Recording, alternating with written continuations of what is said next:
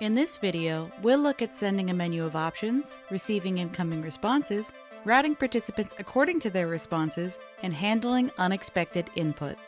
To start, create a new send message card to let your participants know their options. Remember, always give your new cards unique names so they're easier to find later. We like to hint at the options using all caps, but you can also be explicit and tell them what to text back. Next, we need to tell the activity what keywords to look for. We do this with the process response card.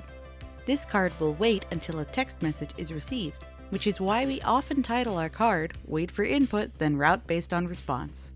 Let's add our first keyword, History, since that was one of the options we just told our participants about. Click on the Add Pattern button.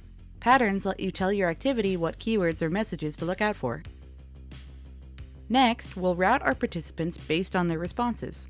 To do this, click on the paperclip icon next to your pattern and choose your destination. This can be a new or existing card and can be any type of card. There's one last step to making sure your activity is ready for interaction: handling unexpected or no input. First, we'll catch incorrect responses using the Pattern Not Found option near the bottom of the card. Click on the paperclip icon next to this option to point it to a new destination.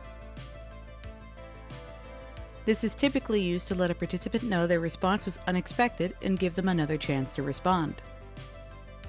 Next, we'll define our timeout parameters. This is optional. You might want to use this to say goodbye after a participant walks away, give them a way to follow up, or just to let them know the activity is ended so they can start fresh if they come back later. The default time is set to 15 minutes. Here's how you might change the time to 7 minutes. Finally, let's set up the timeout parameter with the destination.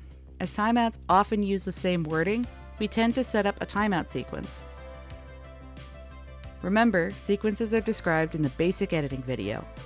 And that's it! We now have everything we need to respond to any kind of text responses from a participant.